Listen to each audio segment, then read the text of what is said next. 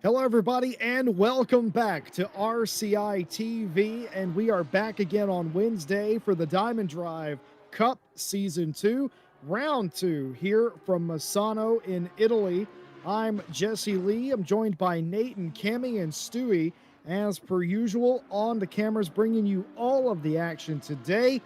Nate, first of all, welcome in. And number two, I feel like every corner today could potentially be Calamity Corner. I'm inclined to agree, but I'm very, very excited to see how the drivers deal with the top end of the circuit with the multiple fast right-handers. I have a feeling in the dirty air on the first few laps with the aero wash, we may see a couple of drivers losing control of their cars and potentially causing some very big accidents. Well, time to introduce you to the third member of our commentating team for Season 2. Cammy, I talked to you a little bit about Misano earlier. It turns out it's not a track you're very familiar with. Hello there.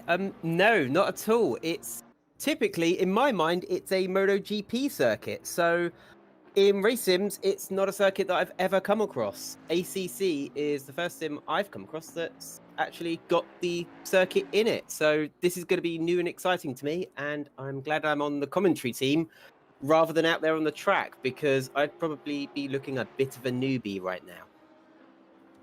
Well, I feel like that's a very common disposition to have. Of course, you're very right indeed. This is first and foremost a MotoGP track, but of course, it has a long history here with RCI for creating some of the more interesting races. Shout out to those that have been with us. We've had endurance races here and sprint races, and they always seem to have exciting finishes. Nate, I feel like we could be in store for more of the same today. Yeah, absolutely. Given how well Spa went, the close action we saw there, I'm hoping to see a similar thing here. Although I'm hoping blue flags may not play as big of a factor here as they did at the last race at Spa.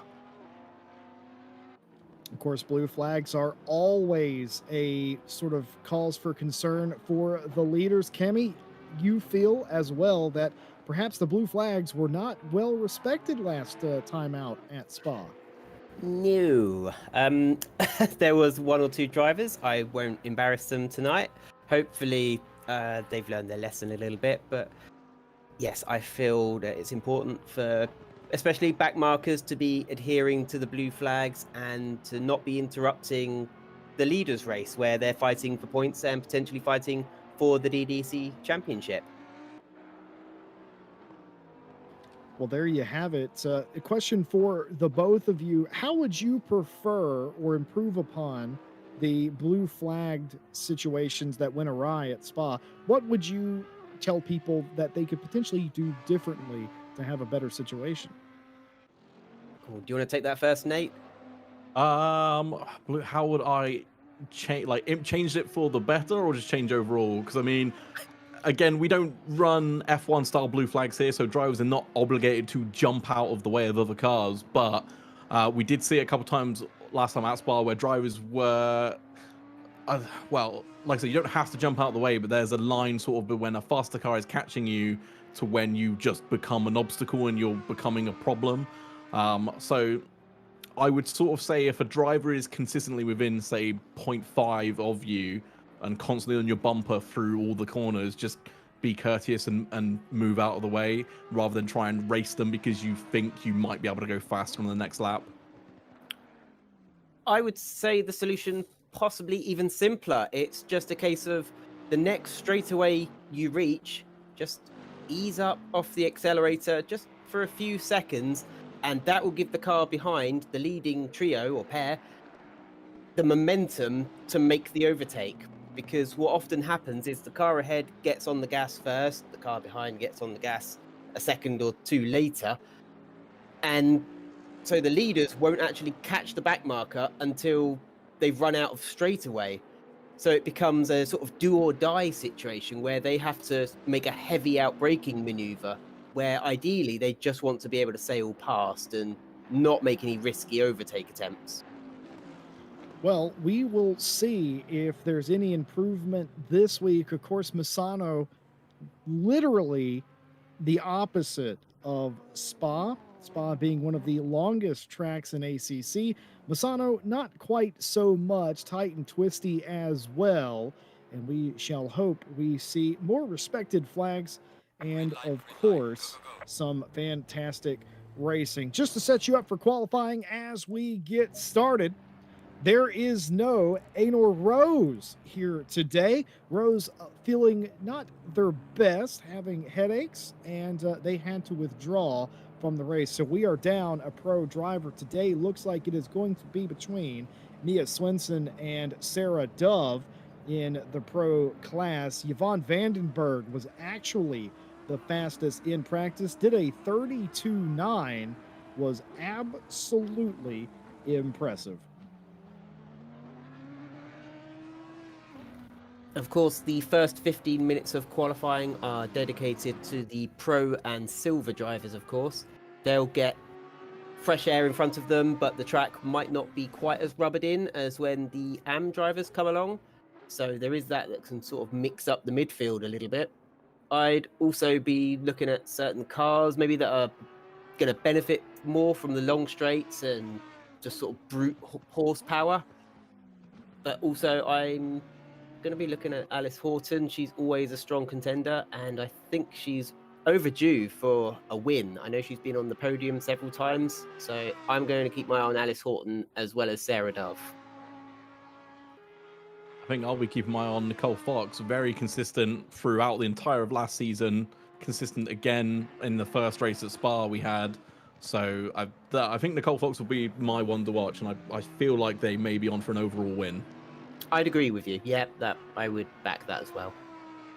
I think those are some fantastic picks. I'm going to keep my eye on the local and sector yellow flags. Well, if you're new to Misano, let's take a lap around this joint. The front straightaway here, not terribly long. And then we get down into the turns 1, 2, and 3 complex, the Variante del Parco section of the track, and then this corner that doesn't necessarily have a name. It is part of the Parco, and then all of a sudden Curva del Rio through these 2 turns here, and then we get to cooking up the back straight. Not the longest straight on the track, but it's not even actually straight. It curves ever so slightly to the left, and then of course you got to get big time on the binders for this curve.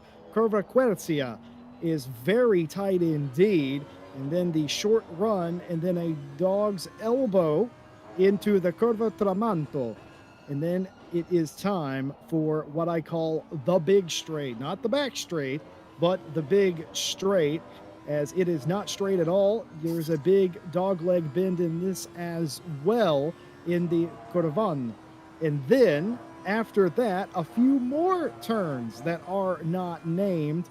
You're going to have to keep it going and not lose as much speed. A lot of time, most of the time on a lap, will be lost right there. And then you go through the Curva de Calo, and then only 2 turns left. And coming up to the final corner, aptly named Curva Misano, and then back onto the front straight. And yes, that accent was because Phil Roberts told me to do it, and I delivered, and that is a lap around Misano. I was just thinking there, you'd had some... Have you got Duolingo on your phone? It sounds like you've been brushing up on Italian. Not at all. Phil bet that I wouldn't do that. Well, betting against me is a bad habit, and there you have it. Yvonne Vandenberg is back on the pole position so far, about 2 seconds short of their fastest lap. Actually, not quite 2 seconds, but you get the point. The GTWR female racing Bentley driver absolutely flying in the silver class. Fury April, who was second, now third. Mia Swinson in the number 3 Lamborghini gets within a quarter of a second. But if Vandenberg can do that 32.9, it is going to be incredibly difficult to take them off of the pole.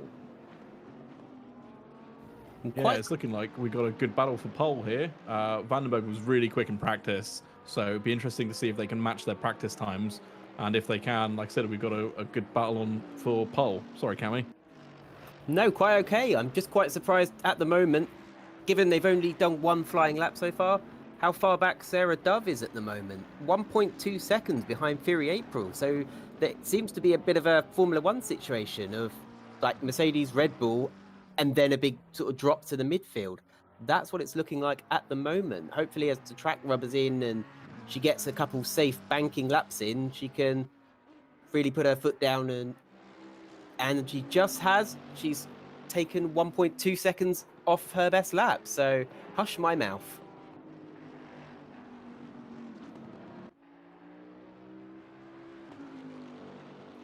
Qualifying for the silver and the pro classes, as denoted by the white numbered placards and the silver ones. All the AM drivers will be released with 15 minutes in the session to go. We are without some of the drivers that we expected to be here. We talked about Rose, the championship leader for pro, not being here today. We've lost a few other ones for this week, and down to 20 cars. I don't think that's going to hurt the actual racing. In fact, it actually might make it a bit better.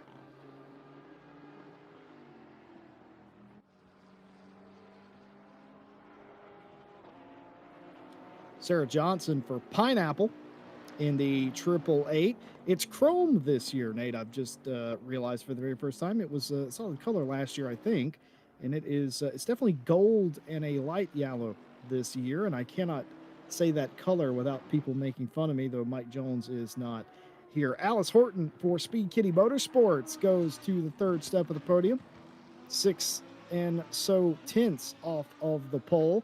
Yvonne Vandenberg actually reset quickest lap, a 33.6. That's still about 6 tenths off of their best. But what do they have this time? They do improve by 3 tenths, a 33.345, the quickest lap. That's still about 3 tenths, Yvonne. Where are those 3 tenths? I kid and jest, of course, but still, that is 7 tenths, nearly 3/4 of a second quicker than Fox as they run right now. But here is Natalie Lee in the 19 coming to the line. This is looking like a quicker lap to get them out of the basement, and they go 8th overall, and that puts Jenny Camugli and Sarah Johnson under the gun. I am just so impressed at the moment from Yvonne van der Berg.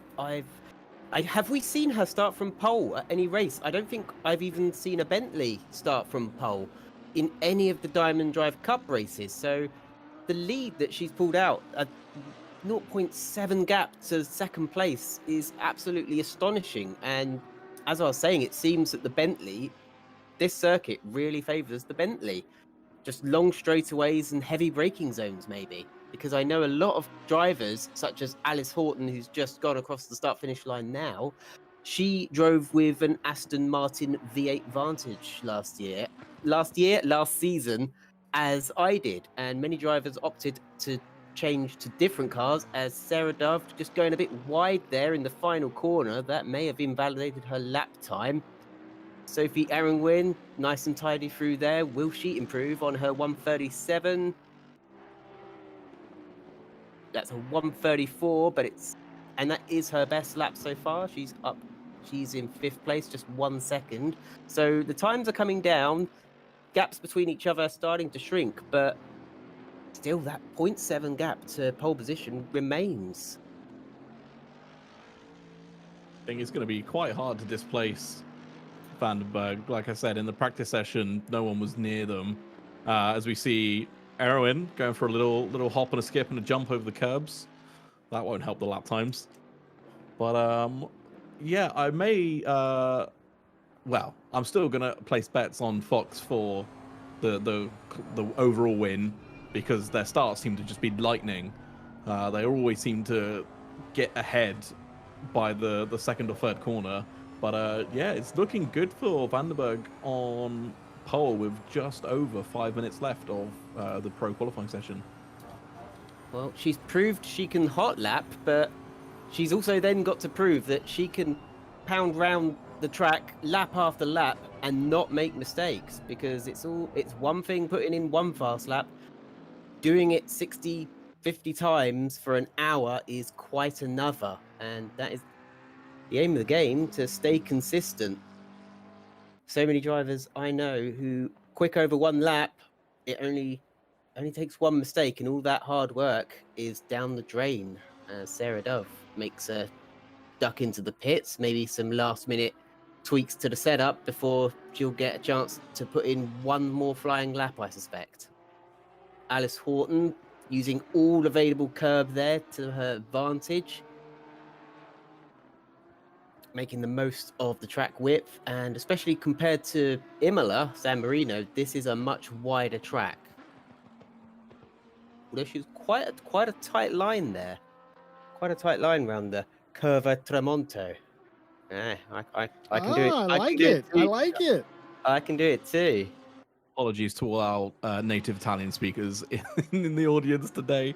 I did the Italian hand gesture, but nobody can see that, so... Oh, no. Oh, dear. Well, 4 minutes left to set a lap. If you are pro or silver, we saw Sarah Dove reset to the pit lane and have a rethink in the 177 out of second place currently. Mia Swinson having a rethink as well. And the number 3 Lamborghini sitting in the pit lane as well. And the majority are still out on the track with the omission of Lee, who is in the pit lane. What we found here after the 2020 tire and vehicle updates for BOP, Misano was one of the very first tracks that we went to for the Friday championship. Ryan Gill and myself were anchoring that particular race. We noticed a couple things. The AMGs that were so dominant at places like Imola were not so much here. Lamborghini is pretty good. And of course, Bentley is pretty supreme as well. And the Audi, well, as long as it's not raining, it is darn decent as well. Speaking of cars that are good in general, Jenny Camugli in Gayzilla in the 95 GTR. That car is pretty good around here as well, as you might expect, and as with any track that has a long straightaway. And we don't expect weather today, but it is, of course, always random. So never say never. 27 degrees, the track temp, nice and hot indeed. And of course, that will cause you to struggle with grip just a little bit. Camugli comes across the line, does improve on their time, and stays 8th on the board, sort of right there in the middle of silver. I like that she's stayed in the Nissan, she's kept the same livery, she's kept the same number. It makes me comfortable. It's easy to recognize them. It's a pillar of stability in this grid of ever-changing cars and liveries that sort of change as the drivers fancy, sort of race by race. So that Jenny's my pillar of safety and stability. I like that. Oh. And it's nice to see the Nissan being represented. It's a very sort of underrepresented car in the series. As Nicole Fox goes jumping over the sausage curbs. Sorry, Nate. That's fine. I was going to say, Jesse, you're quite partial to a GTR, are you not? Absolutely. I want to talk about April Carlsbad for a second. Do you know what that car reminds me of? That reminds me of the RC car from Toy Story. I don't know why, but Yeah. I was looking at that car in the pit lane. It literally looks like RC from Toy Story, and I absolutely love that. But Nate, you're absolutely correct, and I love a GTR. I love just Nissans in general, but specifically the GTR, GT1, and GT3 cars, always been a favorite of mine for the past decade. And to see them still out here running in top 10s in league races is absolutely incredible. Warms my cold heart. You're cold? Oh, okay. You're cold. I thought you were going to I thought you were going to suddenly turn all British and say, "Oh, that warms my cockles." But oh well. Oh dear. Moving right along, Nate. Yeah, every time I see a Porsche, I get PTSD of me having terrible accidents in it. So now I'm torn between having lovely childhood memories of Toy Story and having flashbacks to me being backwards in every single wall at every opportunity. Is that the car, or was that more you? It was the car, okay? I'm Race a great driver- driver. Hey, Oh, I would like to race point driver's out. excuses. I would like to point out, I did not crash during the 4-hour charity event we had last weekend. Did you wear thigh highs to celebrate? Well, no. I would just like to steal a line from a friend of ours, Dan Suzuki, and say, random excuse, Nate. It's always the car. It's never the driver. God, sorry, the car's just so unstable, guys. I can't drive it. Bono, my tires are dead. Oh, dear. Well, qualifying wrapping up. Flying laps will count for Pro and Silver, but nearly everybody in the pit lane. Mia Swinson, who has been dropped all the way to the 5th place position, and Fury April, who is down in 7th, will come around the final turn. Misano, and hopefully improve from 7th here. And so will Mia, who is behind just a little bit. Fury April does improve up to the 6th place position, and they'll take that, but will it last as Mia Swinson is coming up to Misano as well? Mia Swinson driving with an interesting name this week, the I Love Vivian team. I don't know who Vivian is, but must be very special indeed. And the power of Vivian gives Mia Swinson an opportunity to go up to 3rd, and everybody is home for Pro and Silver. So Vivian, if you are watching, consider yourself very lucky and very loved from Mia Swinson. That's complete. And now for part 2 of qualifying with the AM. And this is going to be very interesting indeed. If it's anything like what the Pro and Silver was, we had a sort of an upset there by Vandenberg. I wonder if it can happen here in AM. Talking of upsets, Hedda Rangsetter was really wrestling the steering wheel round there, really fighting some oversteer, keeping the car straight and true, but that will cost her a bit of time. I suspect the tyres are still cold and they're still coming up to temperature. She's got 12 minutes, so there's a lot of time. She doesn't need to push too hard at the moment, just needs to get the rubber warmed up and just get her flow, just get settled in and get comfortable, get in faster and faster. And I wonder if for the AMs as well, if the Bentleys are going to be on a bit of a storm on at the moment, sort of surging up the field. On the march, that's what I meant to say. Well, something that happened 2 weeks ago with round 1 of the season has occurred again. We have a comms box chat full of RCI staff members who have either taken to coaching some of the drivers in the field today or just giving general pointers. Some, I've been told, it's more drill instructor than anything else, and that's just how serious some of the competitors are taking the Diamond Drive Cup. And speaking of taking it seriously, I feel like the coaches are taking it a bit seriously as well, because they've already started talking that smack to one another. They're passionate. That would have been a better way to explain it, yes. They would say passionate where you call it serious. Where you call it a fight, they would just call it a tangle. And they say, do you get passionate between each other, sort of that their protege is better than their protege and my kid can beat your kid. I was about to say, it's the old playground thing, isn't it? I bet my dad could beat your dad up.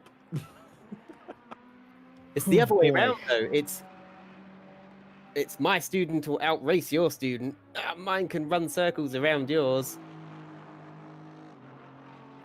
Let's just say that a lot of the RCI staff that have been working with some of these drivers and teams, they're very passionate and they're fiercely defiant of their sort of trainee or prodigy at this point.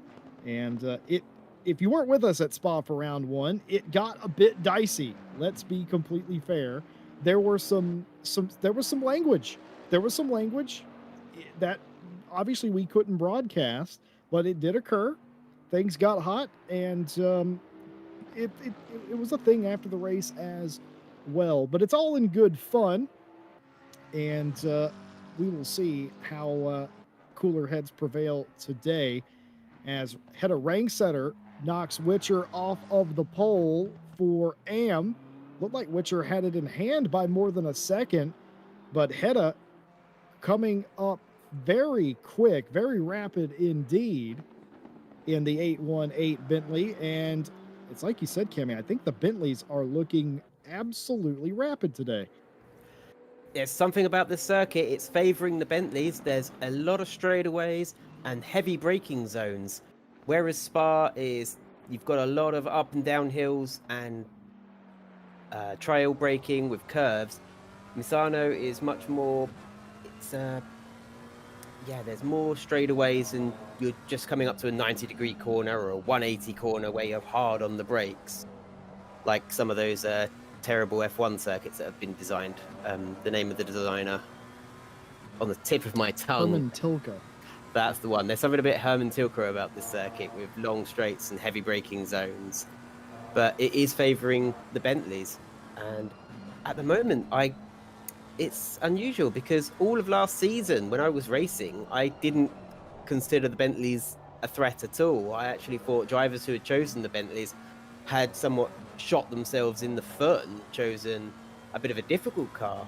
I'm very new to Assetto Corsa and Assetto Corsa Competizione, and I had quickly had to go through each of the cars, quickly find what I like the feeling of the most, and I was much slower around Spa in the Bentley. So yeah, I couldn't fathom why some drivers had gone for it, but clearly around Misano it is the car to take. As the top, we've got the top, I was going to say the top three, but the top two Bentleys in AM and Sarah Johnson, they're all grouped together there, but they can't seem to find the pace that Yvonne Vandenberg has got at the moment. They are a second and a half off Vandenberg's pace. So I don't know if that's which setups they're using. Of course, Assetto Corsa Competizione has built-in setups, a basic one and an aggressive setup, but many drivers have opted to go for a setup from Coach Dave. And if I say setup anymore, the word's going to start sounding weird to me. I feel like I've said the word setup too many times. Setup.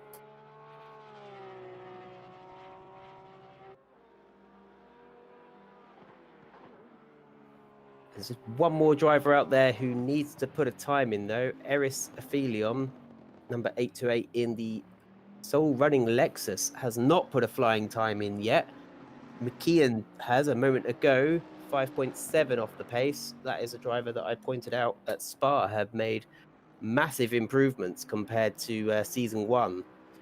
I don't want to embarrass them, but in season one, they were generally 8 or 9 seconds off the pace. So they have found some time, they've been practicing hard, and it's starting to pay off. They're much more consistent this season as well, so they will be able to again pick up places where other people make mistakes, and that is how they found themselves running 16th in a race where I think we had 22, 24 drivers a couple of weeks ago. We seem to have lost a few this week, Jesse. Yes, indeed. Well, for Eris, it's not going to comfort them now, but if this track was wet, I reckon that Lexus would probably have the run of the track. I don't know why, but specifically here in the wet or in the damp, the Lexus is sort of unchained. Well, we talked a lot about Witcher and Rangsetter. Well, Rangsetter 2 weeks ago, as you might remember, did not have the best Spa, despite having significant pace and continuing to show it here. And of course, Rangsetter would like to get this pole position. I mean, everybody would like the pole position, but how great would that be if they would be able to completely flip the script here today? As it stands, their second, Witcher has retaken first in AM, and Eris in the 828 has jumped up to the 18th place position. And McKehan still racing for the thigh highs for Nate team. And Nate, we're not running that particular program today. You said you were going to take some time off, but the deal not off the table in the future, as I understand. No, so there has been a development. In an attempt to continue to get me into fly highs, we've now taken the opportunity out of the driver's hands. There is an event this coming weekend, the Chris A Sim Racing first round of the endurance series that they are hosting over there, where I'm taking part with Alice Horn, funnily enough, and our very own RCI Harry Conway has thrown down the gauntlet. He has said, and he is confident, that if he outright wins, so not just a class win, but an overall win, I think it's 6 hours of Bathurst we've got coming up, that if he gets first place, I have to wear thigh highs. I agreed to this bet. But if he doesn't win, so if he finishes second, he has to wear the thigh highs. I feel like that's just an excuse for Conway to wear to wear like some very, very nice socks. I think personally, I feel like he wanted to lose that bet on purpose. Is what I'm saying. It's a little suspicious. A little suspicious.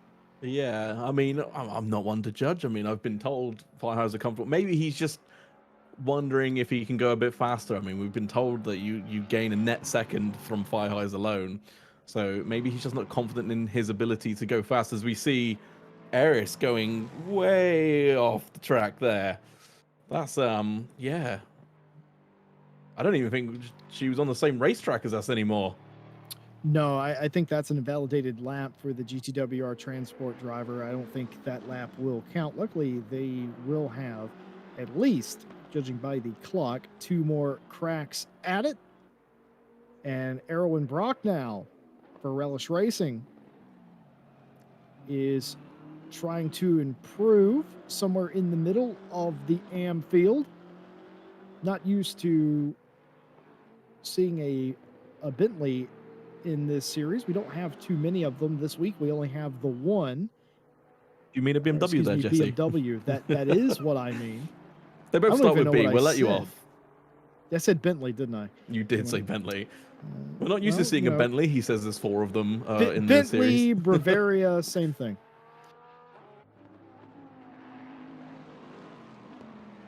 Speaking of Bentley, Celine Witcher for turn 1 Diamonds still getting it done. No improvement, though, on their quickest lap time. Still leads rank setter by 1/10.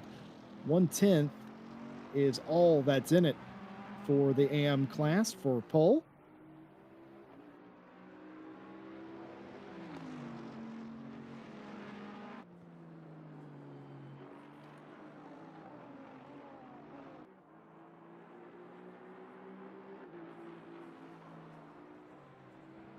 A lot of drivers still circulating at the moment. I can see Delcina is currently 2 tenths up. So let's see if they can make it. They'll probably only jump to 14th, such is the gap to 13th. But we'll have to wait and see. Although they were just 3 tenths up, which may squeeze them into 13th. But it doesn't seem like anyone else is going quicker at the moment. Once again, Celine Witcher is heading up the AM class, just as she did 2 weeks ago at Spa-Francorchamps. But will she be able to make it stick this time? At Spa, of course, on the very first lap, she was involved in a bit of a pile-up down the Kemmel Straight, where 3 cars were going through the sort of elbow of the straight, sort of as it reaches the main part, and 3 into 1 didn't really go, did it? And she was caught up in that and lost a lot of places.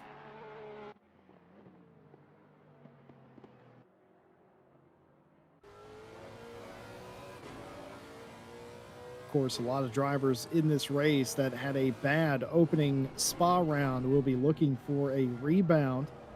Mentioned Hedda earlier, for that very reason, did not have the best Spa, but has come out swinging here at Misano. And speaking of Hedda Rangsetter, the 818 Bentley has just went to pole in AM, a 3/10 improvement, actually a little bit more than that, for Rangsetter has put them on pole. Witcher will be aware of that as we continue to watch Eris, who looks like they're on a bit of a fly a bit of a fast lap right now. Alexa sounds awesome, doesn't it? Such a great sound to that. As we see, Aris a second up on their time at the moment. Where will this put them? Jesse, you're good with the maths? 16th. It's going to be a 35.8. Not bad at all. How is Celine Witcher's lap coming? She's obviously not going to have another go at it. This is her final attempt to snatch pole back. So they were 2 temps up. It may be enough. Just got to nail the final corner here. Going to be Oh, close. it's going to be close. It's going to be really close. One shot, one opportunity. Mom Spaghetti, what's it going to be? Coming to the line. And it will be good enough for Paul Celine Witcher with a 34.584 beats rank setter to pole. Or does it? Dun, dun, dun. Really I think it down might. to the last minute. Sorry, I've done it again, Nate. No, it's fine. I think it might. It doesn't look like rank setter's on a quicker time. A couple temps down, actually. Yeah. Pushing very, very hard. Every single ounce trying to come to the line is what that looked like to me, and just not quite enough. But nothing to shake your head in shame about for the 818. A valiant effort and still a 1 hour race to go. Well, folks, you are watching the Diamond Drive Cup Season 2 live here on RCI TV. I'm Jesse Lee, joined by Nate and Cammie with Stewie, bringing you the pictures of the race today. And here are the championship points as they stood after the one round we had 2 weeks ago. Rose in the Jag winning the race, not here today. And that leaves Sarah Dove and Mia Swinson to battle out with each other to see who will not only win in pro, but who will take the championship points lead today. Silver is very good indeed. Nicole Fox sort of had a fun race at Spa, beating Fury April. But Yvonne Vandenberg did well as well, filling out the final podium spot. Of course, Alice Horton and Natalie Lee rounding out the top 5. Carlsvard, Kamugli, Johnson, and Erwin are the bottom 5 or 4 drivers in this case in silver. All very close indeed, only separated by, 1 position's points, as it would be after only 1 round. And here is where it gets really interesting. The AM field, the biggest field we have. Anna Del Siena is the current championship leader over Celine Witcher, and Sierra Thomas round out the top 3. All of those separated by less than 10 points, of course. Joshua Anderson and Charlotte Robertson round out the top 5. McKeehan, Brock, Athlon, Ranksetter, and Moore the top 10. Moore did not get points for the first round. And here are some more non-points paying drivers. Plo and O'Brien, I don't think made the race, or did not finish the race, I think, perhaps, for round number 1. 1 round gone. So with the exception of, I think, second and third place in AM, all those positions as they appear in their class is how they finished race 1. And the reason I say with the exception of second and third in AM is I believe one of them ran the fastest lap and one of them got the pole. So not quite a results lineup. Well, that will all change today as we have 60 minutes of racing here at Misano in Italy. 20 cars in the field, 3 different classes, and Vandenberg, a silver driver, leading them to green. It is going to be an interesting race. 60 minutes, 1 pit stop required, just 1 liter of fuel you need to put in to satisfy that requirement. And Nate, for Vandenberg, they have their own set of challenges that they have to overcome, making this even more impressive. Oh, absolutely. For those of you that didn't follow us during season 1, first of all, welcome. Why didn't you follow us for season 1? It was amazing. And second of all, Vandenberg actually suffers from quite severe scoliosis. They've had an operation for it, and unfortunately, it didn't quite go well. it wasn't quite successful, and unfortunately they have no feeling in their legs or in their feet. So for them to secure pole here without any sensation of how much pressure they're applying to the pedals is quite a serious feat, and it's quite inspiring.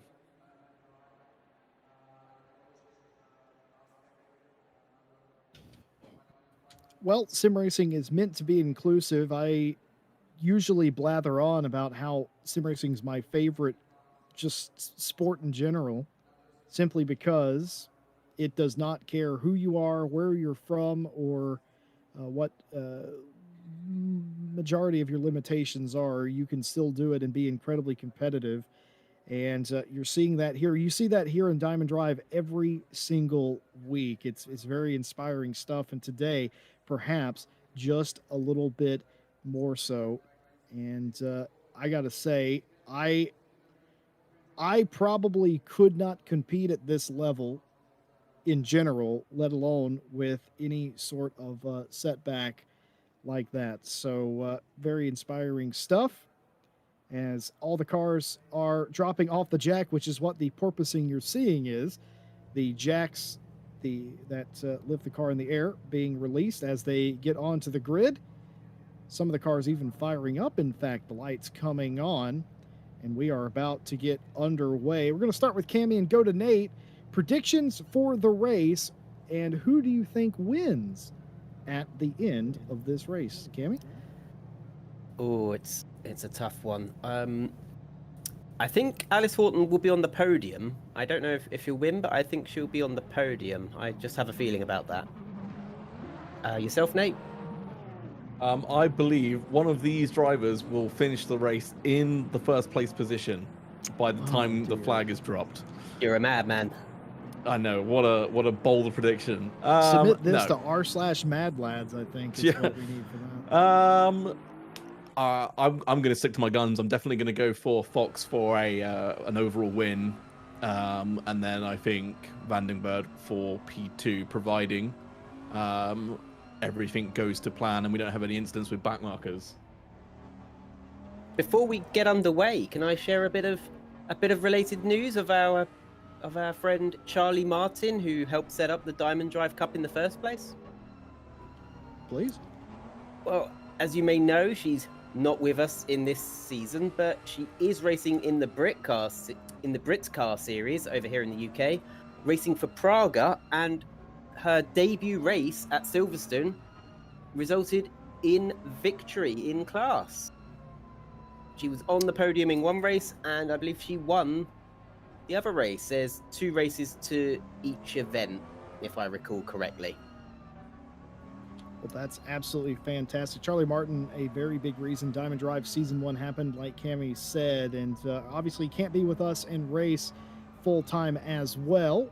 I honestly, she made the right choice, but we do indeed cheer her on and thank her for helping create something that has become very near and dear to our hearts here at RCI.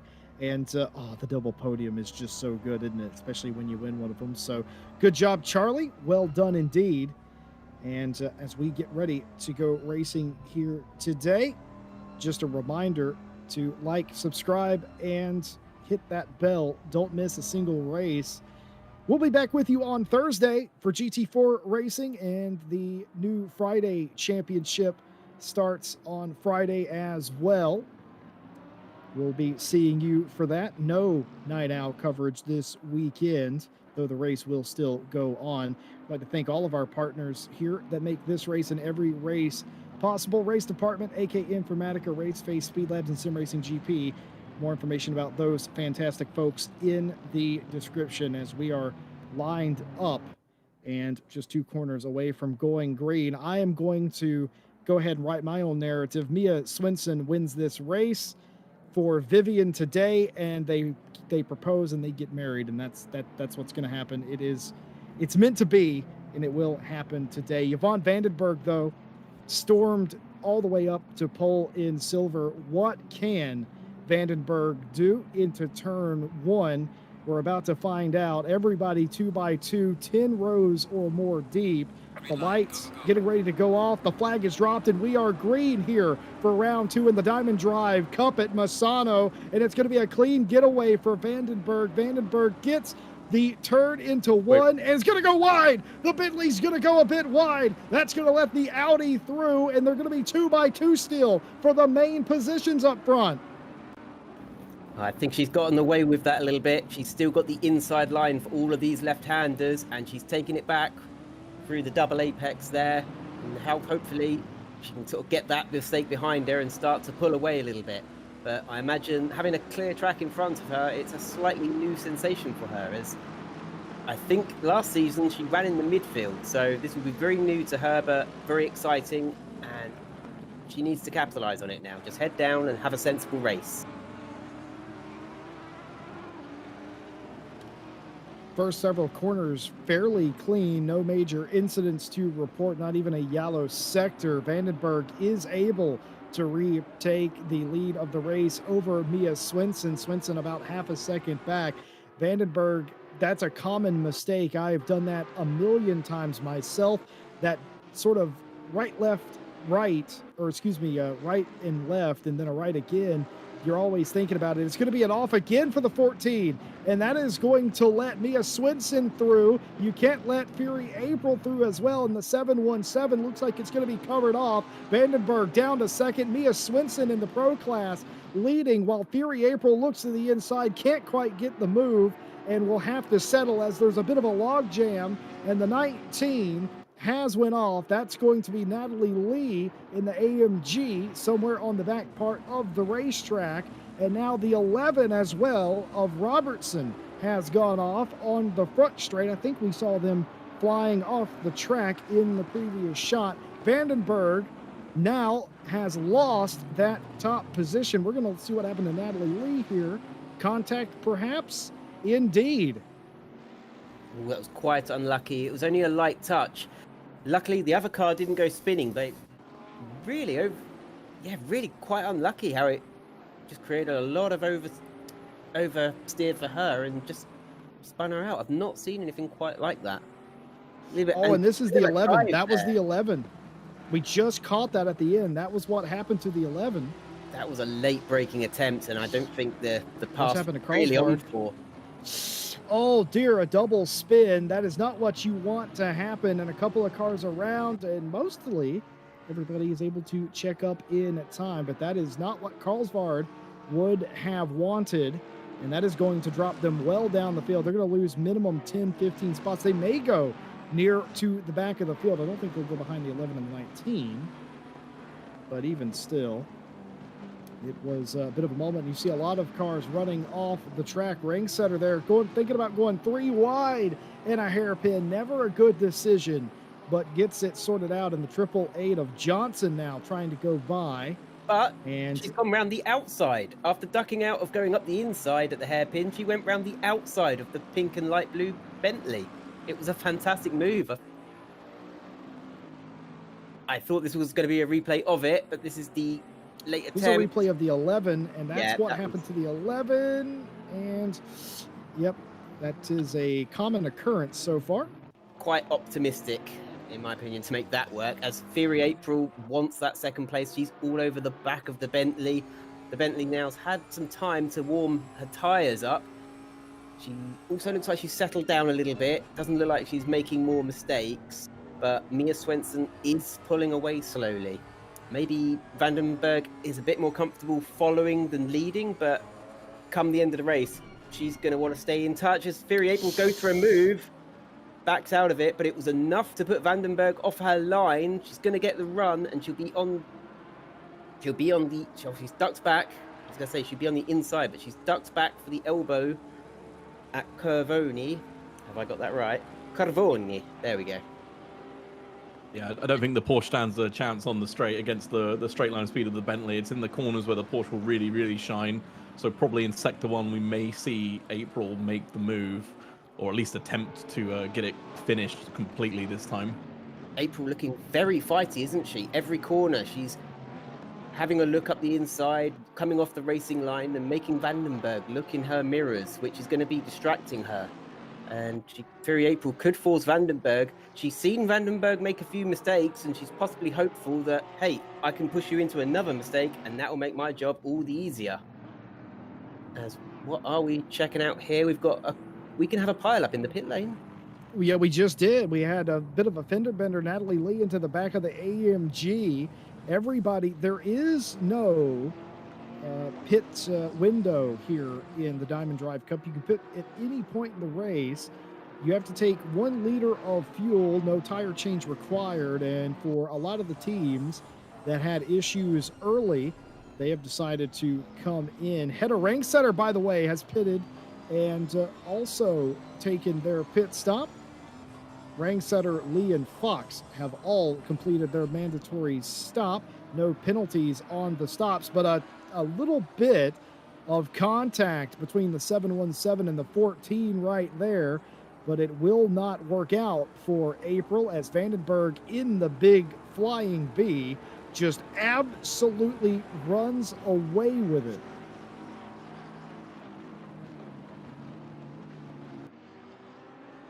Vandenberg's got her game together a little bit. Maybe she's obviously a little bit slower than Fury April, but now she could be backing Fury April up into Sarah Dove, which Fury April's attention now is going to be split between making the move in front of her and making sure she isn't overtaken herself by the McLaren. We all know Dove loves to dive down the inside. Nate will say that every chance. Dove dive down the inside. There you go. You got it, buddy. That's absolutely fantastic. Well, for Vandenberg, it has not went exactly how they would have wanted it today after starting on pole. And that is rather besides the point. They lost several seconds there on that last lap, as you might imagine you would from defending. But the situation for them, they have to refocus, Vandenberg does, because the overall win would be very sweet indeed, but full points and a win in silver is at stake if they let Fury April through. Vandenberg doing a great job with the defensive driving. We saw Sarah Dove a second ago just completely bail in the 177. That was trying to not crash into April right there. Just that was a full-on bail. Sign of a mature driver, though. She recognized what was happening and steered out of it rather than risk a collision. So whilst it was a mistake, good driving, mature driving, and that makes for more exciting racing, because it's while some people might like to see the crashes, we don't like to see people taken out unnecessarily. It can really spoil somebody's race and can spoil a great battle as well. As we ride, we're joining Sophie Aronwin now. Whereabouts did she start on the grid, Jesse? I've got a 5-second memory, so can't recall. Erwin started sort of in the middle of silver, so they're sort of right where they were. And the Porsche defending very hard, making the GTR go round the outside. Ooh, that's dangerous, and good spatial awareness, avoids contact. But down the inside again goes the GTR. Can they potentially hold on to this? This would be advantageous, and in fact they do. Ginny Kamugli, but it's going to be a crossover move. April Karlsvard goes back in front for Realish Racing in that 69 RC Toy Story-esque scheme. Excellent maturity and excellent race knowledge to know that there was no way the GTR was going to be able to defend and take the spot at the same time. But that will not deter Ginny Kamugli. No, she's not going to let that place go. She knows that's hers. She knows, and she's waiting just for the Toy Story. I'm going to keep calling it the Toy Story remote car now. Runs a little wide. She's going to duck down into the slipstream. They'll pass through Cavoni, and this is where she'll dive out at the end. No, she's going to try her luck around the outside. No, well, she's seen the Porsche make a mistake or two. So again, this is just one of those times. It's early in the race. You can just hold tight, keep pressuring, and just rely on the car ahead of you making a mistake. All they need to do is run a little wide once, and it is so easy to do when you have to keep checking your mirrors. Because the other panic in sim racing is with people's internet, there can be lag. You're just so panicky about the car behind you just giving you a love tap, and it can happen so easily in sim racing as opposed to real world racing. What Kamugli needs is a really, really strong drive onto the backstretch. We see contact there. That's Erwin, and who is that? The number 12? What happens here? We were just talking about respect and clean racing as well. So she's lost the back on her own. She's unsettled the car over the bumps, lost it on her own. Oh, and then just rejoined straight into the path of Witcher. Good on Witcher to get. She got on the brakes, so I don't think she suffered too much damage. But disappointing rejoin there by Erwin. I expected better. Celine Witcher will not appreciate that. Of course, Witcher second in the AM Championship coming into today, and now finds themselves in the middle of the AM field. That is not where Witcher is used to being, and could be a very long day. Still 48, nearly 49 minutes left in this race. Mia Swinson currently leading. Speaking of Celine Witcher, what happens here? Oh, dear. Heavy contact. Now that, I don't think that was on purpose, but that looked a bit forceful. Taking her rage out on somebody else, perhaps. Paying it forward. This happened to me. I'm going to make sure it happens to you now.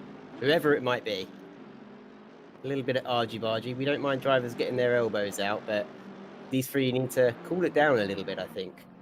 As what's happened. Ooh, Erisophion getting all unsettled over the sausage curve. Oh no! Oh no! No! Hard contact coming into Misano after getting loose. The Lexus gets bumped by the Bentley, and it's hard contact. That will, as you can see, evidence the right side of the 828 is absolutely destroyed. And this is quite naughty. Sarah Johnson should be giving that place straight back, and she's just driving off into the distance. I think just the sportsperson like thing to do would be just to slow down a little bit and give that place back, because she'll know that she's only earned that place through a bit of a naughty tactic there. It's a British touring car tactic, maybe, but we don't want to see it in GT3 racing. I'm not getting any fans from the British touring cars fan club. Natalie Lee giving up a position there to Fox, as we've already had the first retirement of the race. Nate, we've seen some pretty bumper-to-bumper contact with spins so far. Number one, does that surprise you? And number two, thoughts on the aggressive driving? Some of the contact I'm a little bit surprised by. Some of it just seems a little bit clumsy. Just some questionable rejoins and a couple of cars just unfortunately getting a little bit out of shape. But as for the aggressive driving, I'm loving every single moment of it, especially when we see Kamugli and Carlswell going side by side through the first complex of corners. It's great to see. I was just about to say, yeah, Vandenberg is gone. We have lost. Yvonne Vandenberg from the race was running second. What I was going to comment on before all of those bumper-to-bumper punt-to-pass movements occurred was Vandenberg was 5 seconds behind Mia Swinson, and then had caught up, was only about 3.8 seconds, and then had driven away from April. And now, all of a sudden, the first retirement of the race is your pole sitter. And they were gating on Mia Swinson. Well, they have left the building. That's going to be a DNF, and that is going to be a desperately difficult DNF for Vandenberg to have, especially after what a great day that they were already having. I felt like they were going to probably try and catch up to Swinson a little bit.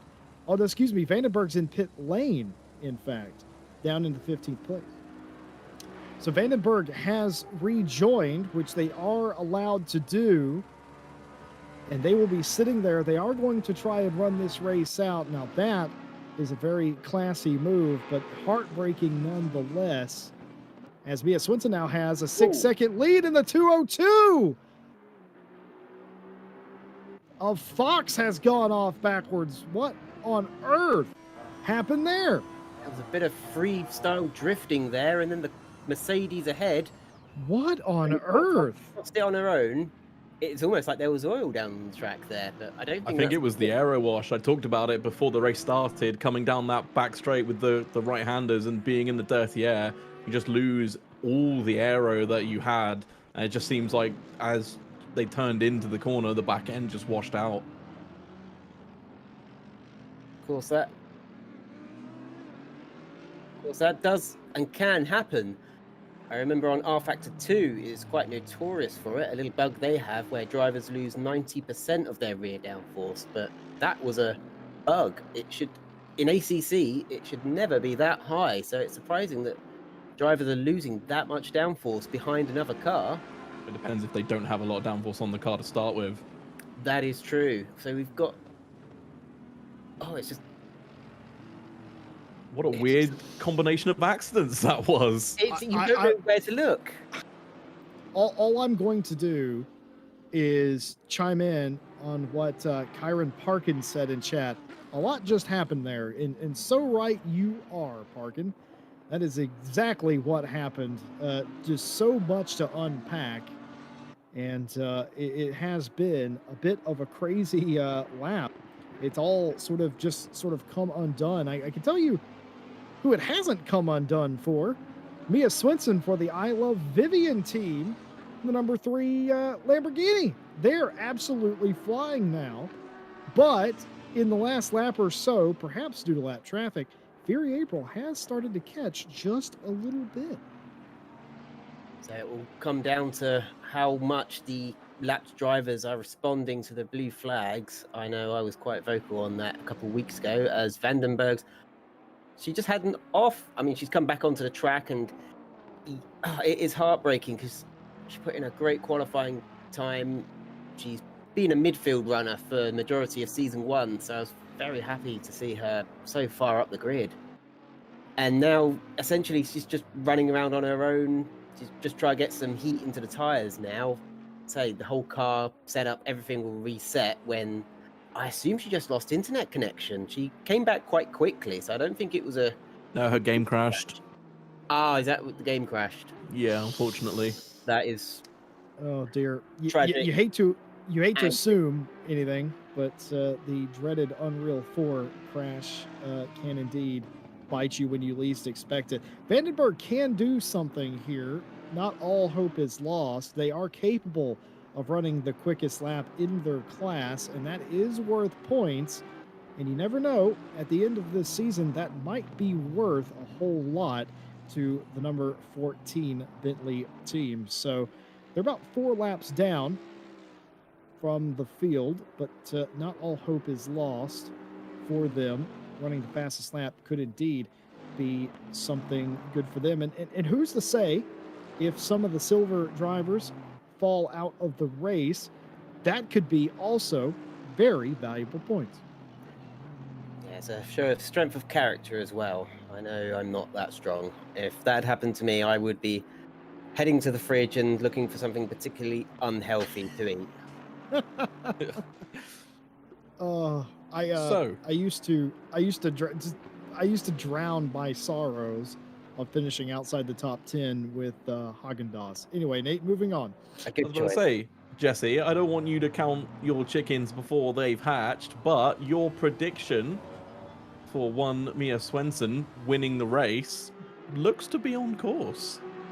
Oh, that's the commentator's curse if I've ever heard one. Yeah, you've just ruined it, Nate. I'm afraid to tell you. In fact, my driver is losing. It'd be such a shame if yours was losing too, Jesse.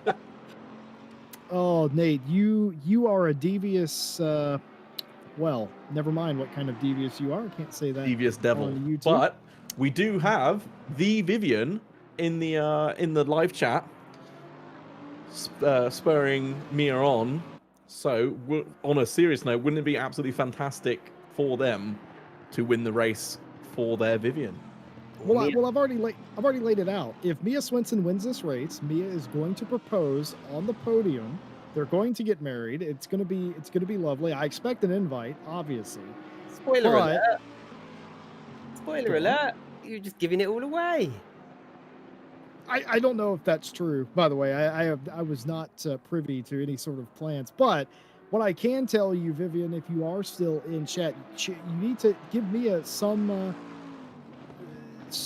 a little extra. They are being caught by April in second. That 717 Porsche is looking very good so far, and they're gaining several tenths a lap on Swenson right now, as we ride on board with Celine Witcher, who very loose indeed is the Turn 1 Diamonds number 12. And, well, considering they've been hit a few times, it's no wonder. And just sort of looking to try and get by Eris here, get some points back. Keep in mind, Eris had a hard hit in the wall as well. All of these cars have pitted, though. Eris was being flashed a moment ago when Mia Swinson came up to lap her. Mia was... I don't know if it's a preset, but there were a lot of light flashes. It looks quite aggressive. It was, get out of my way now. Because I think she was really being held up through some of the sort of mid-speed corners where the track feels thin because the racing line sweeps from left to right, from apex to apex, from left to right. So it made it very difficult for Mia Swenson to get past.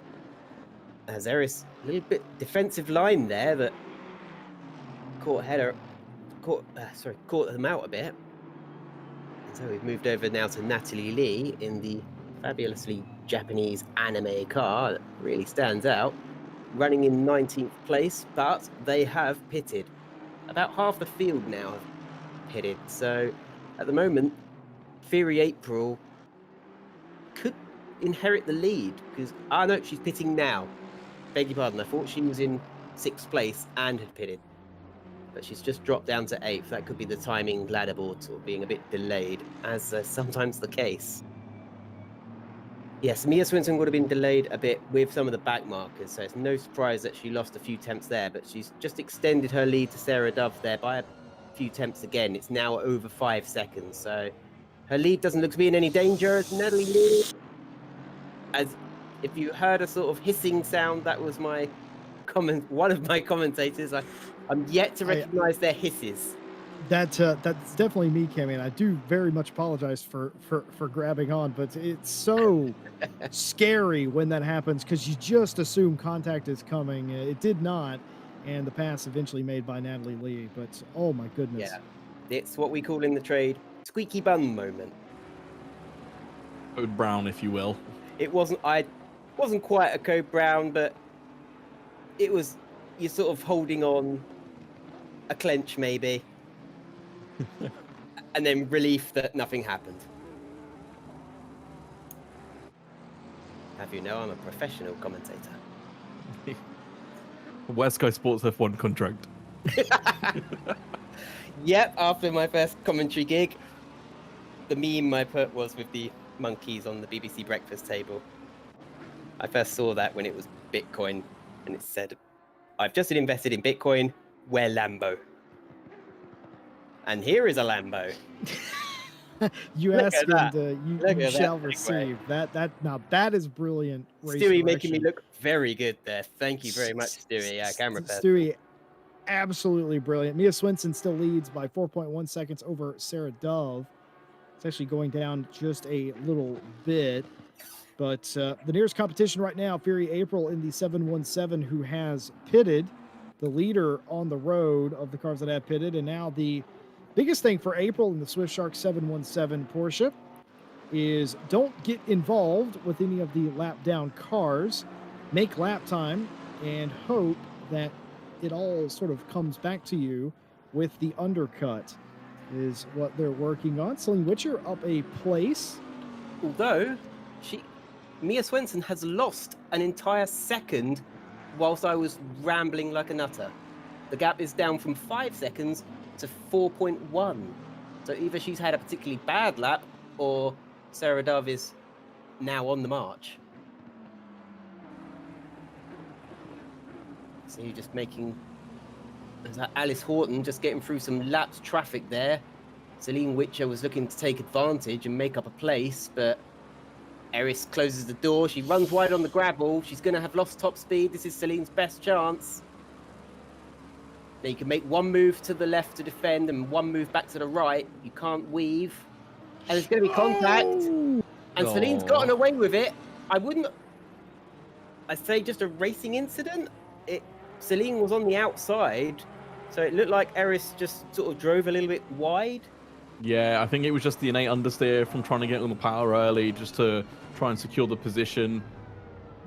Well, it was 6 of one and half dozen of another. I think there was a little bit of a squeeze. I don't really think Eris had anywhere else to go without climbing the curb, and even then, you shouldn't really be crowding other drivers off the track for your sole gain.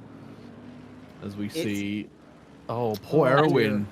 And as a replay, but as a replay of what we just saw. So thank you, Erwin, for demonstrating what we just saw. She's been in the wars today, hasn't she?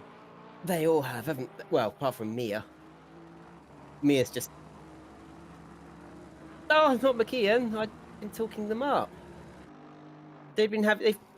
Out of all the drivers, they've made the most improvement. I know McKeon's parents are watching as well. They told me so. Hello. Does it say nice things? They did, actually, yeah. Can I say it? I'm going to say it anyway. McKeon bought some of my artwork, so that was very lovely. So I can't say anything bad about McKeon. I do need to buy some of your artwork. I'm just quite poor at the moment. But if anyone's curious about your artwork, Cammy, where can they find it? If you would like some clean vector-based graphic art prints of Formula 1 and GT3 cars, you can find it on my little Etsy store, etsy.com/shop/go for the gap. Shameless plug there, shameless plug. Shameless plug. I'll have to set up a discount code as well. If you put in for a discount code, Nate in thigh highs, you will get 10% off your order. How about that? Absolutely love it. Speaking of going for the gap, we've seen recently several instances of going for the gap not working out, and the car that is usually on the inside is the one that is coming off the worst, as Brock trying to get around Robertson here. Doesn't look like it's going to happen, but why is that, you may be wondering? Well, it's actually quite simple, as Charlotte Robertson goes completely off the track here. What manner of things has happened? Just overshooting the corner there a bit, off into the runoff, off to the grass, back over the curb, and race resumed.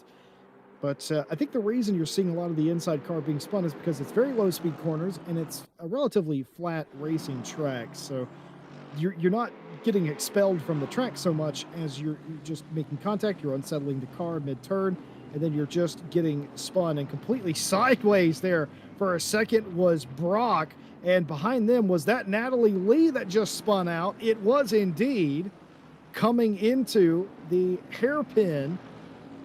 Yes, indeed. Tried to save it, spun it back off the racing track. Probably the safest move to make there, and an easy rejoin here.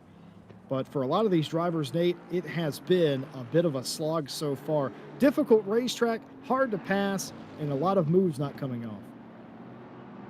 Yeah, it's been quite a different one. It's not quite the race I expected. It's been a little bit more gritty than I thought maybe we would see after the first race. But there's definitely been action everywhere, as we see Robertson and Brock going side by side once again. But, Brock a little bit squirrely on the exit there. Is that going to allow... No, that's lap traffic, isn't it? Yeah. Just wondering who were they for? Were they battling... Ooh! Whoa! Was that Charlotte Robertson? Oh, my apologies. God, really threaded the needle there. Header, Rengseder, threading the needle. And now on the defense, as that dark AMG wants the place back. Their rear end squirreling about as they get the foot down. And these cars have all pitted now. So this is just hard out, flat out till the end of the race. There's still about 9-10 drivers yet to pit. And we are coming up 30 seconds from the halfway point. I think some of these drivers just need to focus on their own race. They're focusing on the single lap and focusing on being faster than the person behind them. And sometimes, as I said before, you need to go slower to go faster. You need to get back into your rhythm, focus on your own driving. And if somebody wants to make a silly, daring overtake, sometimes it can be worth just letting them, because often they'll go in too deep and go off the track and you'll just get that place straight back anyway. My 2 cents there as a driver. Well, I feel like a lot of times in racing in general, the strategy that sounds the weirdest, or the one that doesn't make sense when you hear it, is the one that you actually need to use. As Brock gets a little bit sideways again, the car's very clearly not handling very well. Everybody will be familiar with the line in the original Cars film where the Lightning McQueen is taught how to drive on dirt. He says, well, to turn left, you got to go right. And that is how you drive on a slippery surface. And it's the same thing here. You must sometimes go slower to be faster.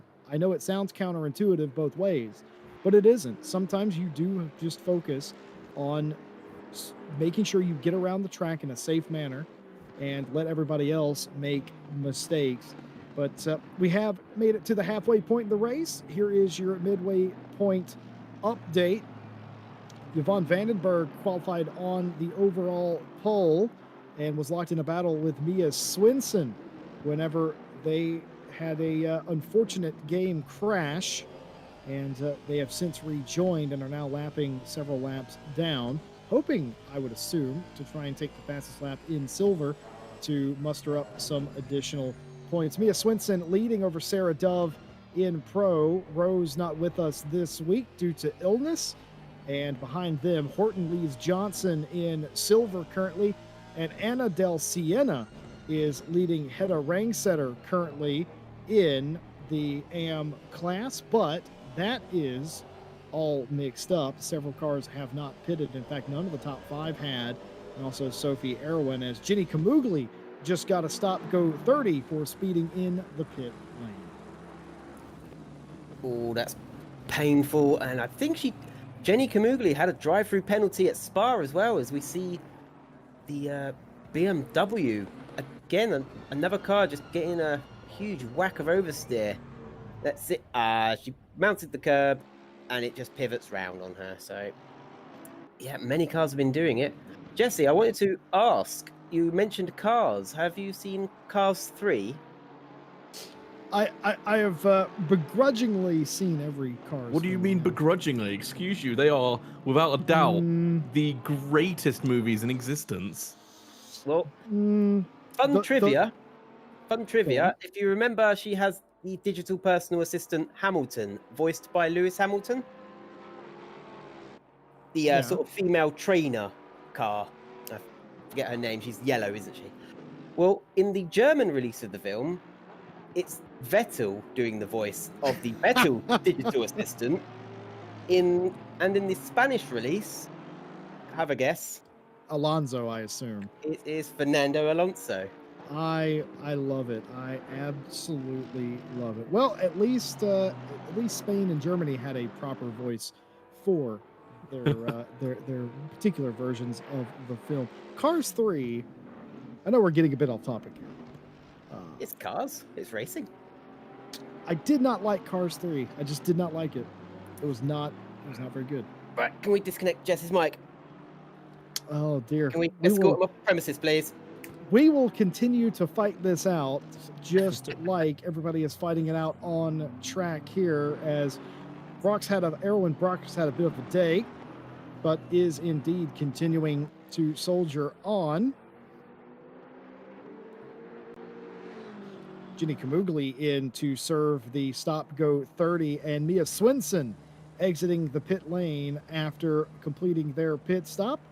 As long as they don't speed here in the final about 10 meters, I don't think they're going to get a penalty, and indeed they do not. Clean pit stop for Mia Swinson for the I Love Vivian Lamborghini number 3 team, and they rejoin the race into the 3rd position now.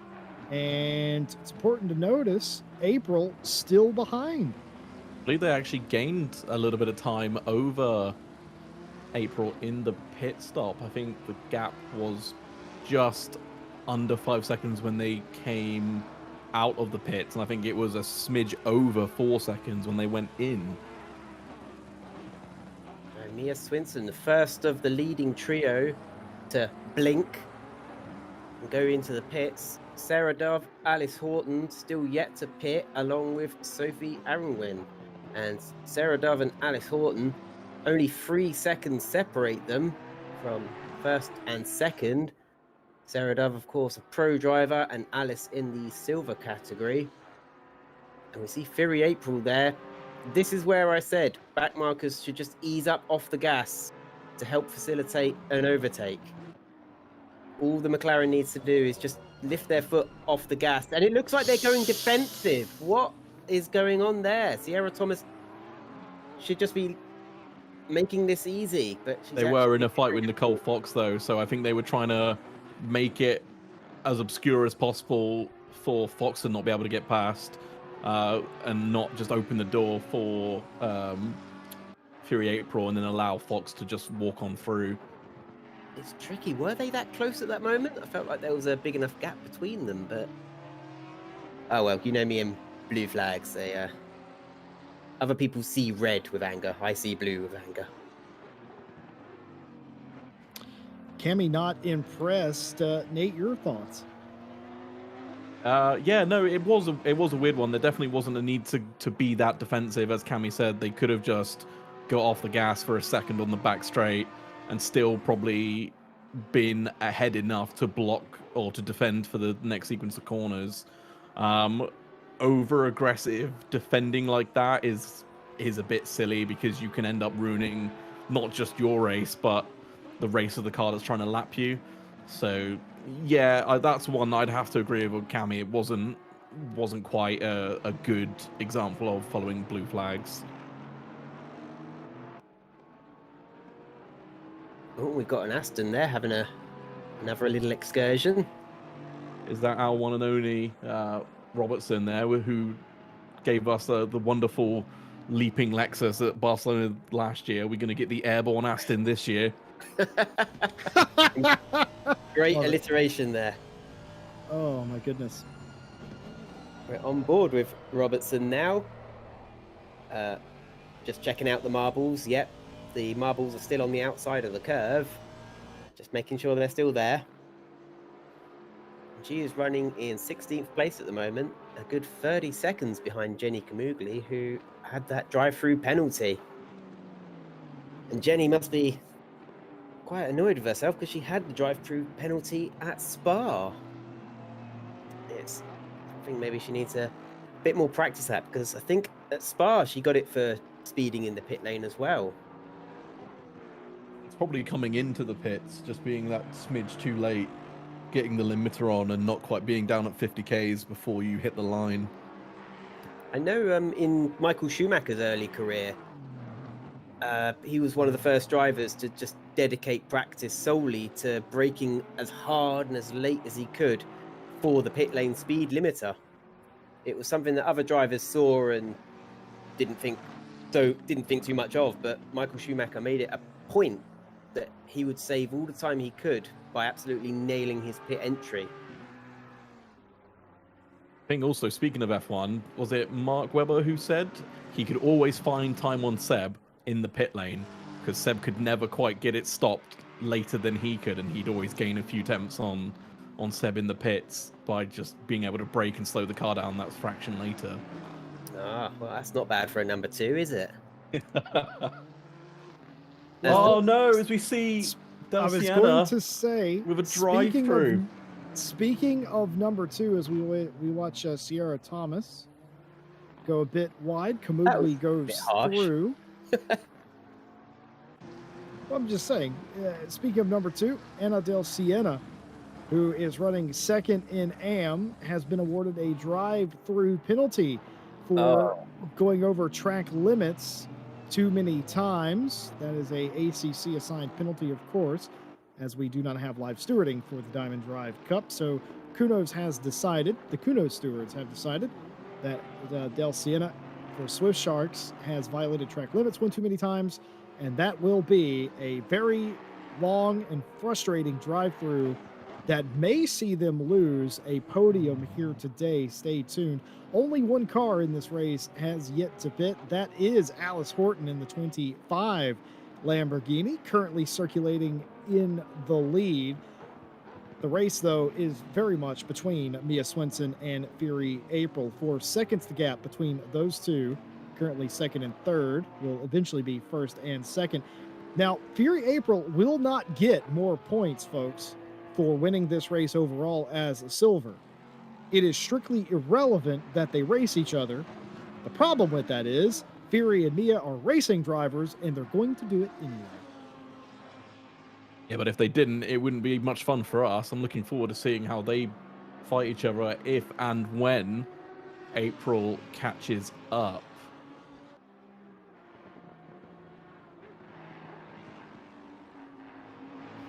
The drive-through penalties keep on coming.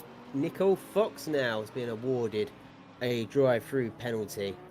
I imagine this is just down to track limits, because a lot of these corners have sort of the AstroTurf and painted floor that looks safe to drive on, and it's tempting just to keep your foot down and, well, I know I can ride over that bit of AstroTurf. I'm not going to get bogged down in gravel, but it's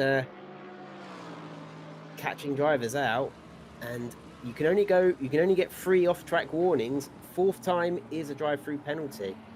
As I said, in my last race in season 1 at Spa, I had 3 halfway through the race. So the second half of my race, I was having to tiptoe round and make sure I did not get that second penalty.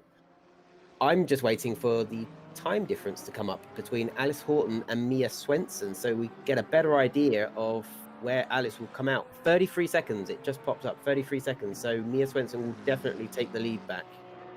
Yeah, it's about a 55-second pit stop, so Horton will come out about 25 seconds, or 25 seconds behind. Alice has just got the taste of the lead, and she just doesn't want to spit it out. It tastes too good.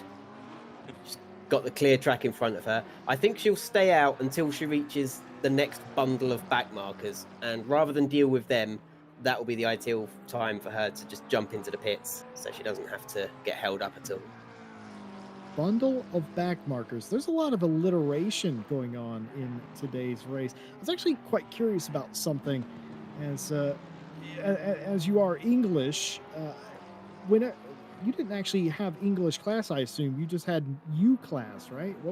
Because we have English class. It was just called class. That was it. Yeah, it's just called class. It has to be, right? So we had like maths, we had like IT, like art classes, and then we just had class. That was it. I don't know about you. I had British class, where it taught us. You what, mate? It taught us to take the T out of British, because there's no T in British. For every resident of England and therefore the UK, I would like to apologize on behalf of all of that did happen. The drive of shame and disappointment down the pit lane for Anna Del Siena today. Oh, what a shame, Anna Del Siena. Sorry. I got told off for saying Cena. I messaged them. I was like, how do you say your name? And they're like, not the way you're saying it. I was like, I'm sorry. So Sienna. You got told. I got told by the Shork. But anyway, yeah, Del Siena was doing so well. It's a great shame that they got that drive through. And it's, although, if our timings will update, I believe they are still second in class, is that? I think so. I'm wondering how high your voice can go. I cannot believe this. Del Siena made it out in front of Celine Witcher, documented how not great of a day Witcher was having. A podium here would be everything, and now they find themselves right on the back of second place. This day that started out so terribly for Witcher with incidents, they were outside the top 5 in AM, could potentially, it looks like it's going to be a bump, a nasty bump between Del Siena and Witcher there, but through is Celine Witcher for turn 1 diamonds. Oh my, what do we make of this one? I don't know. It seemed like the Bentley was just following the racing line round to the curb, but when you have a car on your outside, you can't really do that. I don't think that was quite cricket there, but I'd have to disagree. I think Celine Witcher just followed the racing line and took the turn normally. It looked like Del Sienna who was turning in tighter than the corner is. So it looked like she was moving from the outside to the inside, regardless of there being a car. So she was yeah, but they're still pausing. on the outside though. You can't just clatter a car that's on your outside. So it Meanwhile, sorry, Cammy, I just That's okay. I was just going to say it just comes down to driver awareness and the drivers checking their radar. So when these drivers are racing on their screen, they'll see a little crude radar that will show cars in relation to where their car is. So if a car is in their blind spot, they can use the radar and see it there, because not every driver will have a spotter in their ear warning them of cars in their blind spots. Jesse. no, I was merely going to derail the conversation and mention that I'm avidly live watching a breakup occur, the breakup of RCI staff members Fabian Schmedberger and Ryan Rai Gill, who are currently in the midst of a breakup right now, a bitter breakup at that. It sounds like there was some smack talk that led to some bitter feelings and some schneid comments, which has led to a vendetta that I feel like it's going to be WWE style when I say this, but Sunday, check us out here on RCI TV as the RCI staff don't race in an RCI event, but merely a event of a different kind, an endurance race. We've got several RCI teams. We'll be broadcasting our views of that, and Ryan Rai Gill and Fabian Schmedberger are going to be looks like a battle to the death on the racetrack on Sunday. Ryan Gill apparently has a lot to prove to Schmedberger. Not getting along, those two.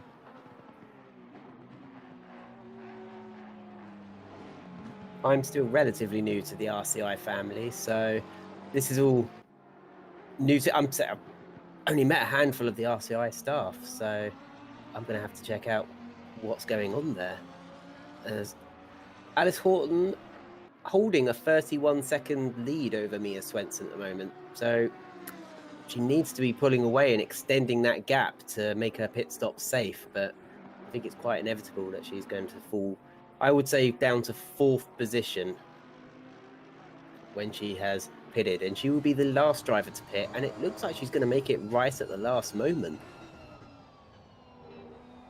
I don't hate that. I don't hate that strategy. Meanwhile, Fury April is catching Mia Swenson, but Fury's got to get a move on if they want to catch Swenson for the lead of this race. Time ticking away, less than 12 minutes to go, and opportunities are running a bit thin as we ride on the visor cam of Mia Swenson, trying to navigate the lap traffic. Seems like the most time that April is catching Swenson is when lap traffic comes into play, as you might expect. It was north of 4 seconds. It's down to 3.6, but got to shake a leg, get a move on.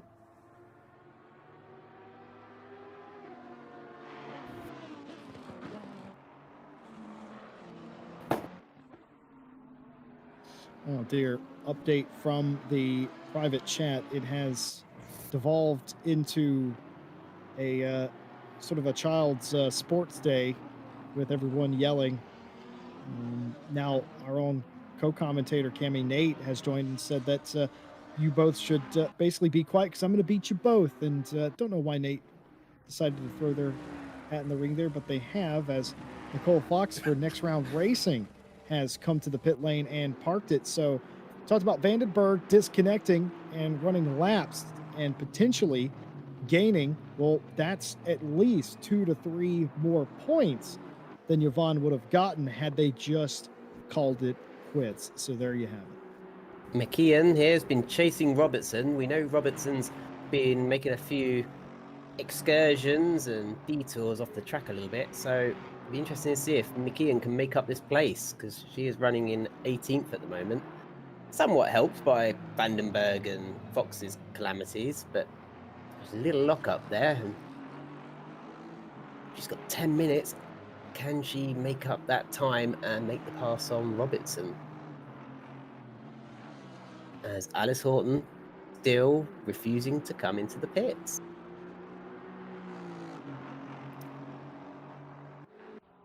Well, they can pit on the final lap as long as they get the pit stop done. Horton absolutely soaking it up in that position. I think maybe Horton's thinking more about racing April here. Of course, they're sort of on their own island. Even with the pit stop, I reckon Horton will come out in second place in silver. And, yep, that seems accurate. Hedda Rangsetter is just had a fantastic day after the terrible race at Spa. They have had the complete opposite day in the 818 Bentley. Look like they are cruising to victory, and a well-deserved victory for Rangsetter. Third place in silver, Sarah Johnson, who, after the opening few laps, has had quite a quiet race. One driver that's not had a quiet race is fourth place in silver, and that's April Carlsvard. I feel like they have been bumped, and spun, and they've had a little bit of everything, but still maintain a top 10 spot overall and fourth in the class. Celine Witcher, we talked about earlier, the race did not start out well for them in the number 12 Bentley, but has improved dramatically up into second, and that's the kind of recovery drive that you will definitely be looking for as we get a replay of Mia Swinson. What happened here? Oh no! Mia Swinson has been turned by a car rejoining the track. What we assume to be the leader has been spun. Fury April is through, and here it is. Sarah Dove was promoted to the lead in pro, but has been given a drive-through penalty for track limits. So Mia Swinson, who looked like they were going to win pro and then in an instant lose pro, may very well still win the pro class. But that all being said, Fury April will likely be the leader after Horton takes their pit stop. And we are going to get another look at this. Oh, so McKeon was wide. Coming back onto the racetrack, thought there was space. Oh, I'd hate to be McKeon right now, because you feel so awkward in that moment. Because she'd rejoined the track and she was facing straight, so she wasn't turning right across Mia, but Mia was still moving out on the racing line and thought she had cleared McKeon. Oh, I'd feel very awkward to be McKeon, because whilst you have to say McKeon is the car that is being blue flagged and is being lapped, I wouldn't have said inherently that that was an unsafe rejoin. It wasn't reckless or anything, but just very unlucky. Nate, you've got a rather disapproving look on your face. You're shaking your head. Penny, for your thoughts? It's just, I don't know. Like, I mean, incidents like that just confuse me greatly. Like, I don't know. I just can't see how you can just rejoin without. It's like crossing the road without looking both ways and then being surprised when the bus hits you. Like, it does confuse me a little bit. I mean, I understand that when you make a mistake, your first instinct is to collect it and get yourself going again, but it's kind of that looking at the bigger picture and avoiding situations like that. Ultimately, in the moment she went off, it needed to be a sort of a reset moment of mirror signal maneuver. And first thing you do is check around you. And as soon as there's blue flag, there's a leading car, it should be, right, brake, let them make sure they have cleared me before I go. But I suppose she thought, well, I'm right on the edge of the track, surely I'm in a safe spot, but apparently not. And that could change the outcome of this race.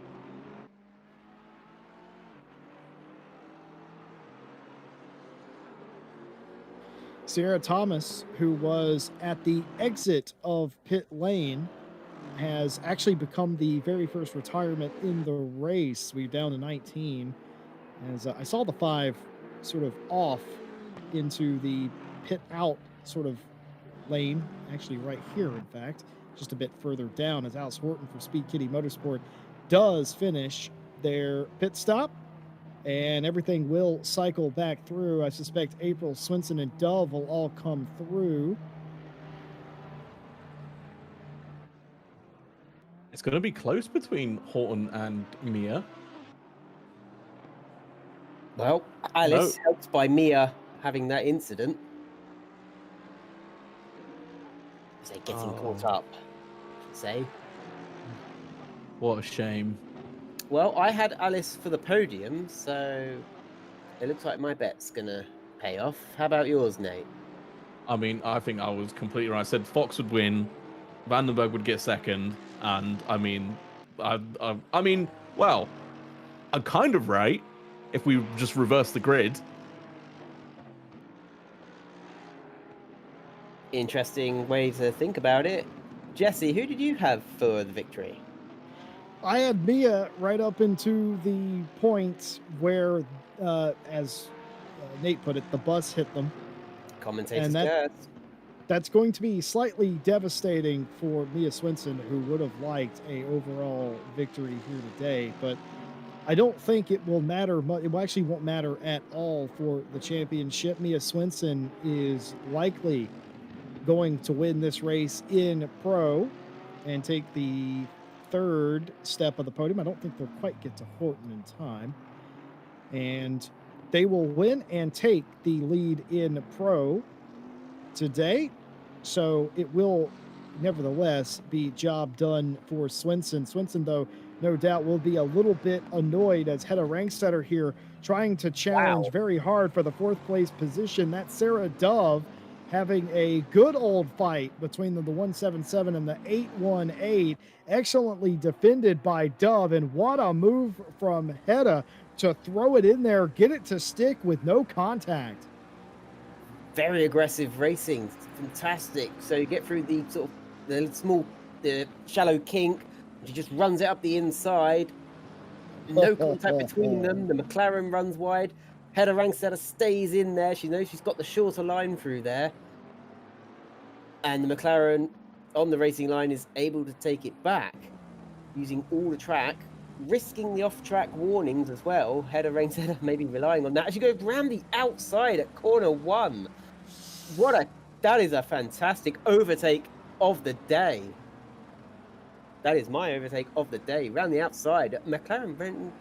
What is happening there? Sarah Dove very wide there.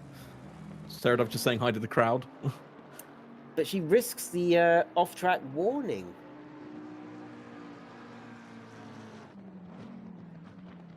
Very strange. I wonder if she's losing time now to Hedda Rankstetter. I wonder if she's got a small problem or anything that she just had to address in that moment.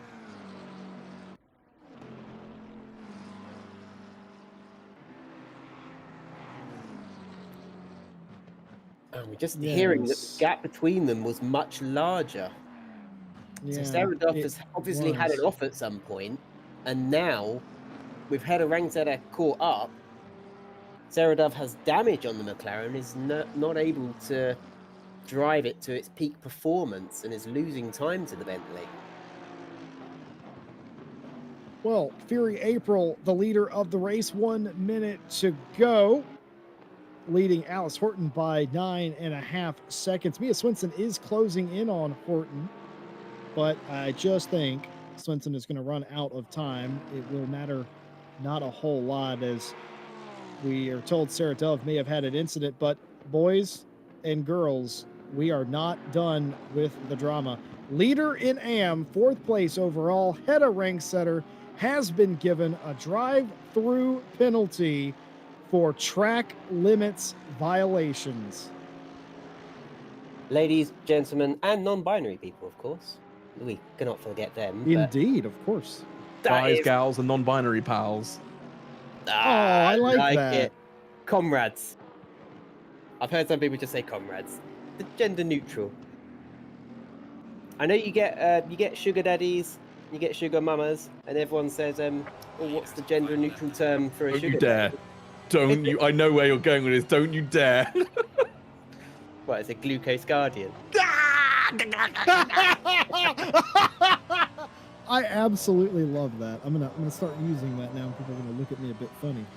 Well, we already look at you a bit funny. Wow. Okay. Well, it was nice knowing you, Cammy. As we have the time expire on the race, and everybody will be coming to get the checkered flag today. One straightaway behind Sophie Erwin is Fury April on the last lap. Everybody getting the white flag at this time, as Erwin trying to get by Del Sienna, not for class, of course, but for the 9th place position nonetheless. The flashing of the lights from Erwin on Del Sienna. Unfazed is the Porsche, trying to go around the outside. Could potentially do that. It's going to be a touch, a wheel touch, and I think that'll be just about all she wrote for this battle right here. The live chat liking my Glucose Guardian comment, but I absolutely love it. Also suggested that Nate, is there not the arrangement anymore that you'll wear thigh highs if there's a clean first lap? Nope, that was for Spa only, but Yes. do you not hear the that new was the- arrangement? Not Well, for this Amy race. Roberts in the chat has said that you should wear boots with them. Yeah, Oh, boots dear. should Well, be folks- added to those thigh highs. And Fury April comes across the line to win at Misano.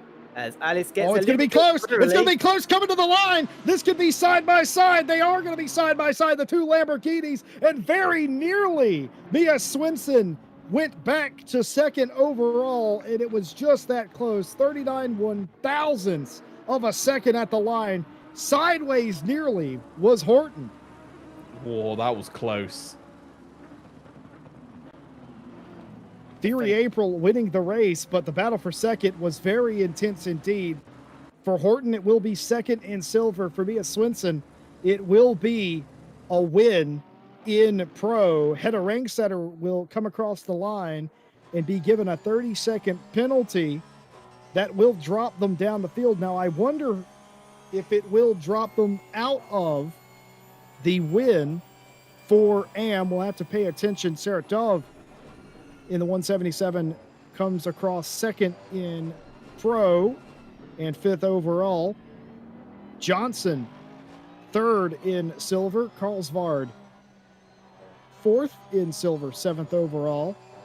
And Witcher and Del Sienna still yet to finish here as we watch Erwin try their best, but it will not be, as Witcher comes home second in AM and Del Sienna third. Erwin rounds out the top 10. And I can confirm that Rangsetter will still win in AM despite the drive-through penalty, but only just. That makes me happy. She drove really well today, so that makes me happy to know that she's retained her win, because it's so easy to get those penalties. And it was a 30 seconds added, whereas at Spa, I think they added more time at the end of the race, didn't they? Yeah, I For think it was penalties. I think it was something like 80 seconds at Spa. It was crazy. Crazy. Crazy. Well, Was it yeah. crazy? So I'm just sitting here and I'm trying to tot it all up as we're going to go back and give you some of the highlights from the race. Yvonne Vandenberg was the leader and qualified on pole for the entire race, as the silver would very nearly lose the lead right here. And in fact, may have just done so to the Audi, but would get it back later in this lap. This AMG of Erwin had their fair share of incidents today, both on the receiving and the giving end. But all things considered, it was a very tough race for many, many of the drivers. As you saw, Vandenberg get away here, but before the end of this lap, they would lose that as Carlsvard in the background and the RC colored Porsche would also see their share of troubles. The opening part of the first lap was fairly clean indeed, but that would not end up that way for very long as we got into the race and things just started happening. And I think that's my takeaway. It was a very rough race. I think there's going to be several drivers that have perhaps some less than kind words for each other and definitely some questions. I think we have some of our own questions here. Overtake between Carlsvard and Del Siena here early in the race. Easy peasy, well done. Very clean indeed. But again, as foreshadowing as it would be, that would not last for very long. It's interesting. They were all clean on the first lap, so they nailed the difficult work, and then they all started making contacts with each other when they arguably got into the easier part of the race where they'd all separated. So that's quite unusual. I think it's just because Nate knew he wasn't doing the thigh high challenge, and suddenly, Oh dear. like the jinx of it is, yeah, they all had a first clean lap. Well, I generally do blame Nate for everything, so I think I will continue to be on form. But it was a difficult race for a lot of the driving talent today, and it was very difficult to keep out of the pit lane for some that got drive-throughs. It was chaotic. I think if you're Mia Swinson, you won this race for your class, but you feel like you may have left something on the table a little bit. Some questions definitely to be answered there, I think. I think Mia will be looking for answers.